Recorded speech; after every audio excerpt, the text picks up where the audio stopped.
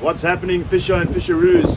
So it's day 3 of our Transkei trip to Cebe. The weather unfortunately has turned for the worst. We did predict it though. So the lads have all got together this morning and decided let's rather head home. The weather's not going to get better over the next 2 days. Crazy east wind, torrential rain. So we thought let's pack up, go home. Quick shout out guys, Bullamoria, Dave Bullamoria, thank you for assisting us with some beautiful deep freshest baits we possibly used for our trip. Fish SA, thank you for the goodies sent along to make this trip a bit more comfortable and relaxing. And then Transkei Cottages, thank you so much. Beautiful stay and accommodation. And then big shout out to John, he's helped us nicely along this trip.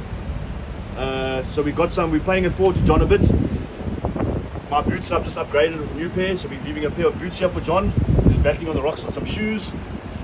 Also have a beautiful reel. Reel never touched salt water. John's reel was in a bit of a shutters, it was held together with a door key for the handle. So John's gonna have a beautiful new reel. Beautiful new reel to fish with.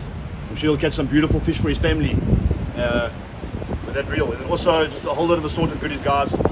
Little packets of hooks and whatever we had spare to make life a bit easier for John. Anyway guys, we're gonna pack up, head back to East London. Video 1 is uploaded. Make sure you like, comment and subscribe. Video 2 is currently being uploaded right now. Should be available tonight. It's hard to say, I'd say 7 o'clock, somewhere around there. Until next time, have a good one. What is happening, fishers? So left Cebe a bit early. Obviously we had this front come through. I see that there's gusts of about 68 kilometers an hour today, so it was not ideal for us to fish. The sea looks miserable and I don't think anyone was quite prepared to fish out in the rain with major surge as well as the heavy winds. So we did leave Transkeibeachcottages. Guys, absolutely amazing place to stay. Beautiful, it's honestly like a little piece of heaven and it's just so untouched. Transkei is absolutely beautiful. It might not be the best place to drive to because the roads are not exactly 100%, as you guys would have seen from the first video. We came back through the pond, or we're at the pond at the moment. We parked here just waiting to get across. But I think all in all it was a very successful weekend. I think we were hoping for some bigger fish to come out, but you know, that's fishing, you know, you can't always get what you wanted. We did go out to target cob and silvers. No bluefish came out, surprisingly enough, but yeah, the cob came out and at least we got 1 silver, so our target species were there. So I think I'm going to ask the question in the car to Keegan and Dean what we've learnt from Transkei.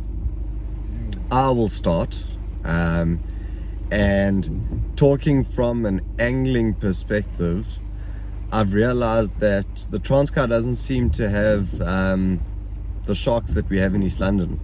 And I mean the small ones, like the small little gully sharks, shark sharks, leopard sharks.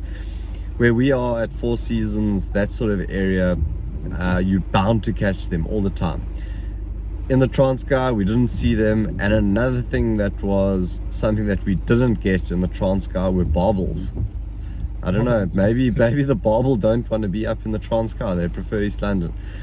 And then over catering, we over catered in a big way. I think myself and Dean were chatting, we went up with 21 squid and we're coming back with 16. Yeah, so we're coming back with a lot of bait. So yeah, I think preparation is key, but maybe we just went a little bit on the overkill side. Dean, what do you have to say?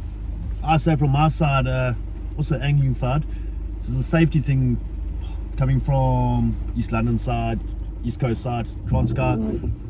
Swell seems the same size, just seems to be a bit more power and stuff in the waves aside. Just watch your back when you are fishing guys, the waves seem to roll a little bit faster. It was neap tides. Other than that, not too much else. Local knowledge, grab a guide, let him show you around. There's some really good spots if they get onto it, and he's going to show you some easier ways to get there. You can drive around in circles, as we almost found. You can get lost quite easily. No signboards, anything like that to show you any direction. Other than that guys, get out here, get fish. We probably didn't have the best conditions. The water looked nice at times and things like that. Barometer was not great when you had, but we all managed to get fish. So conserve, put the fish back you catch here as much as you can, and you'll keep catching fish here. There's definitely a lot more fish here than what there is back home. That's without a doubt. Yeah. 100%. Keegs, what do you have to say back? What do I say? Tough weekend fishing, eh? A couple of small carb, standard size. Nice eating sizes, but we put most of them back. No big ones came out. I must say the fishing is tough there. Like if you don't try for the fish, you won't catch them. And I notice, yeah, they like the fish here like mullet, live mullet. They prefer that over bait. And yeah, tides were a bit hectic. I got washed off the rocks a couple of times, a couple of cuts on my hands. So yeah, always watch the water and make sure you stay safe on the rocks. So yeah, also just the fishing. I mean, we went up to fish and we fished hard, and it's definitely taken it out on the boys. I think the guys felt it last night after 2 hard days of fishing. Definitely takes its toll on your body. I know Keegan's still young, so maybe he's not feeling it as much as Dean next to me. I but need like a bus. Yeah, but when you go fish hard, it really does take it out on you. But I think it's worth it, man. If we don't go and you don't try, you will never know. I had an absolute blast. Can't wait to go back. Can't wait to explore the rest of the Transkei. I know myself and Dean, we normally stick close to home, but it's definitely something that we plan on doing maybe once a month, once every 2 months, and just explore different parts of the Transkei, try different places. Like Dean said, local guide, just having his knowledge and stuff and spots. We were hoping to try a new spot this morning, but yeah, the conditions weren't conducive to what we wanted to do, so unfortunately couldn't get there. But yeah, you never know, hey? Next time conditions might change, things might be different.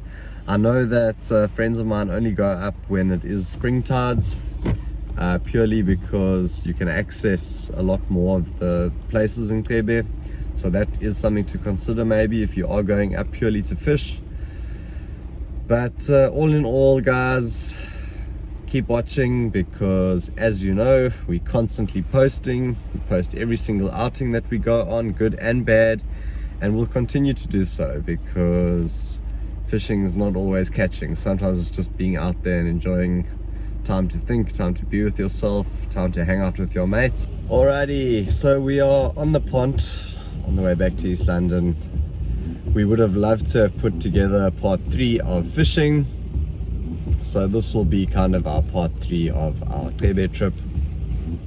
Anyway guys, win some, you lose some, weather didn't play its part, but all in all, we had an absolute blast, some good times with some good mates, good fishing, and please keep watching, stay tuned to the channel, and I'm sure we'll see you guys during the week sometime.